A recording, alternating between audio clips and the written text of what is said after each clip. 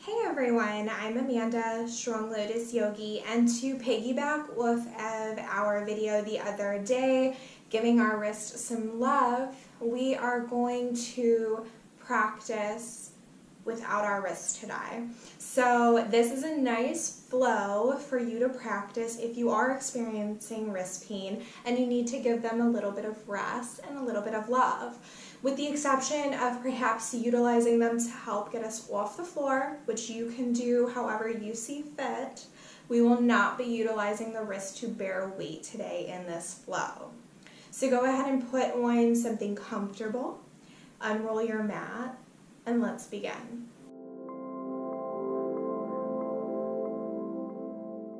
Meeting in Tadasana, feet hip-width distance apart, grounding into the feet as you find length and grow tall out the crown. Inhaling the arms up overhead, palms touch at the top, and exhaling them down to heart center. Checking in with your breath here. Sweeping the arms up, palms touch at center, exhaling down to heart center. One more time, sweeping those arms up, palms touch on the inhale, exhale down to heart center, letting them fall at your sides.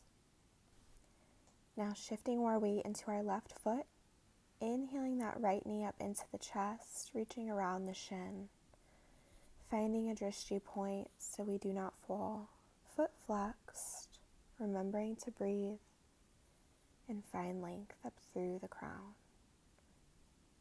Exhaling that foot back down and shifting the weight into the right foot, into that right side. Inhaling the left knee up into the chest, grabbing around the shin. Checking in with our breath here.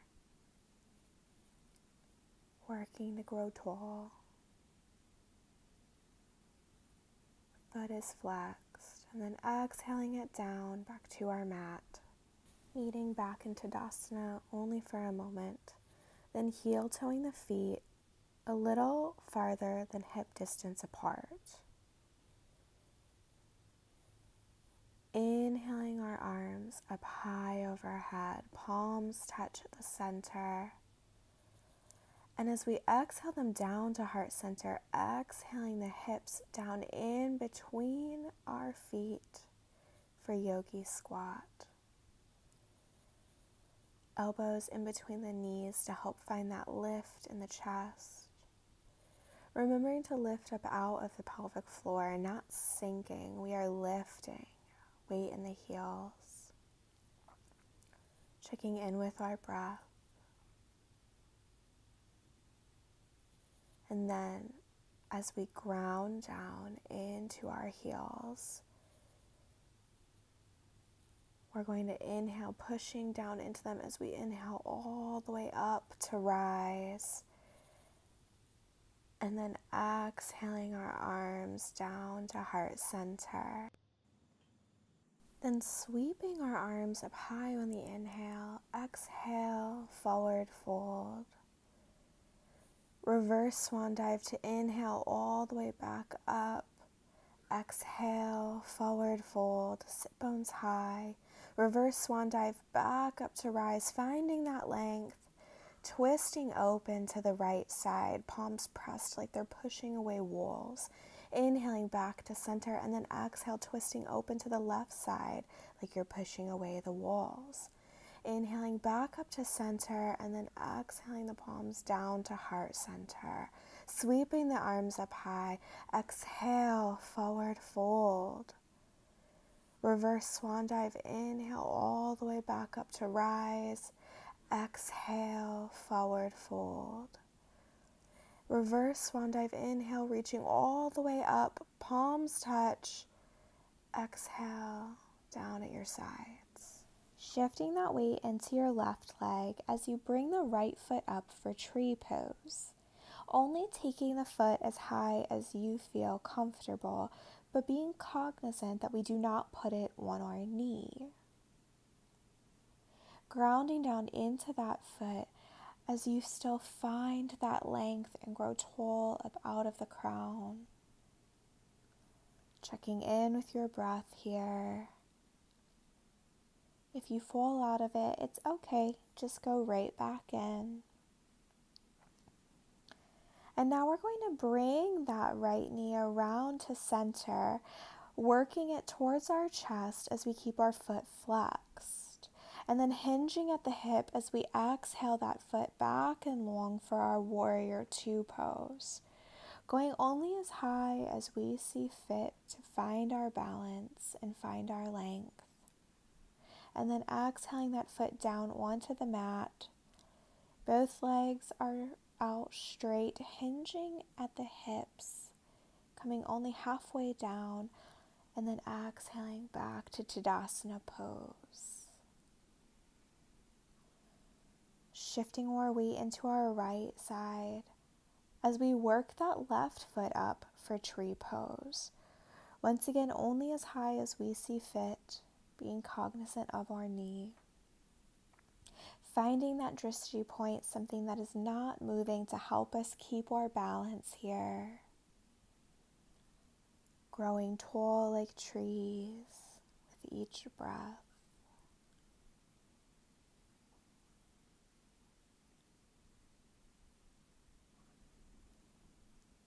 And then shifting that knee back around in front of our bodies. Working it towards the chest as our foot is flexed. Once again, hinging at the hip as we kick that foot back and long for warrior three, only going as high as we feel suitable today, and honoring our body wherever it is. Stepping back, straightening that front leg, squaring the hips, hinging at the hips for halfway down. And then springing off the back leg, meeting back into Tadasana. Checking back in with the body here. And then we're going to step that right foot back and stack our left knee over our left ankle. Firming up that back right leg, finding strength as we ground into both of our feet. Hips are squared and in line. Lifting up out of the chest and finding that length up through the crown. Remembering to breathe here.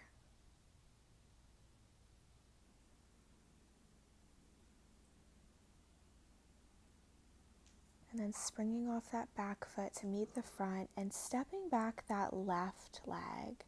Stacking the right knee over right ankle and firming up that back left leg. Once again, our hips are squared and in line with each other.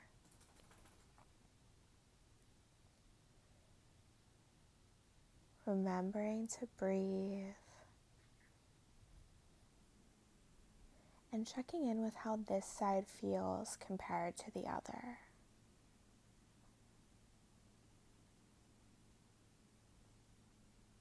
Springing off that back foot to meet the front, then heel-toeing the feet longer than hip distance, inhaling the hands up and sinking those hips back down between the feet for yogi squat. Seeing if this time you can't go a little bit deeper in your squat. Still finding that lift through the pelvic floor and through the chest. And then slowly sitting back down onto your mat. Then lying down completely. Inhaling those knees up into the chest. Great big hug, rocking from side to side if it feels good. And then exhaling that left leg down long on the mat, keeping the right knee up into the chest. Left foot is flexed like it's still standing on the ground. And seeing with the exhale, if you can't bring that right knee just a little bit deeper, maybe moving that right foot around, releasing any last bit of tension here. Then exhaling that right leg down long onto the mat And inhaling up with that left knee, giving it a great big hug, right foot still flexed like it's standing on the ground. Checking in with how this side may feel compared to the other. Maybe you can go a little deeper, or maybe it needs a little more love. Sending it that breath. Then go ahead and exhale it out long and bending the knees until the feet are flat on the mat, walking the soles of the feet together. Allow your knees to splay open for our supine butterfly. Checking in with the body and the breath here. Sending that breath down to our legs. Allowing the body to begin to realign with the gentle rise of the inhale and the fall of the exhale.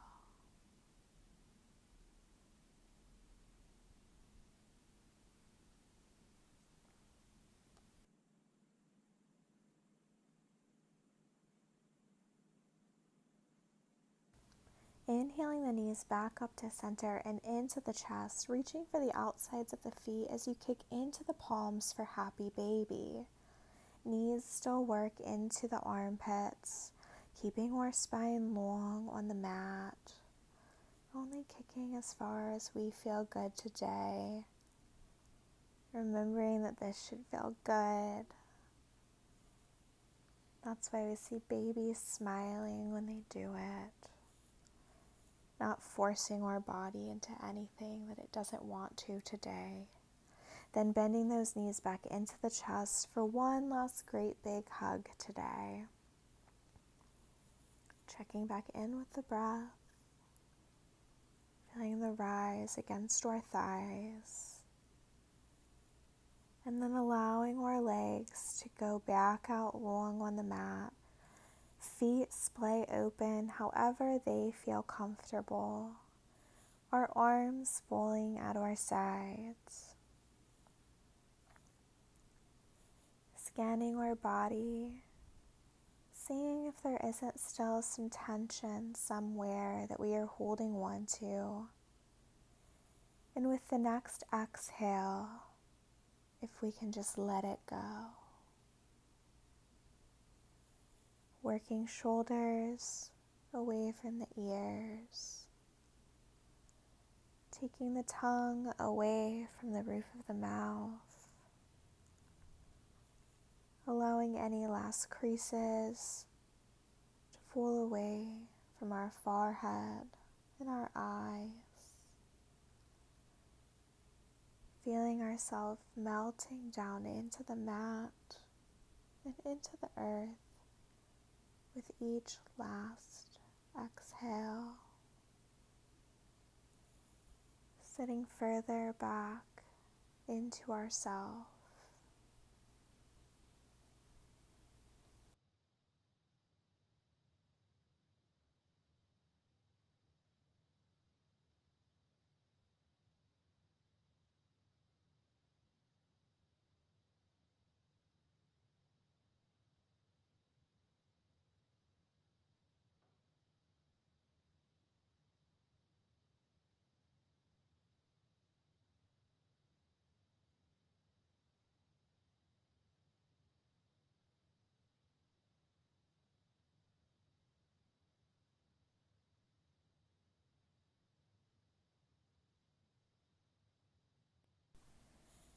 I leave you here in Shavasana to come out however and whenever you would like.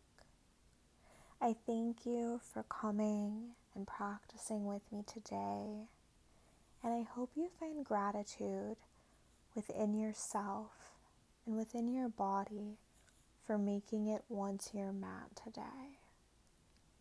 The light in me honors the light in you,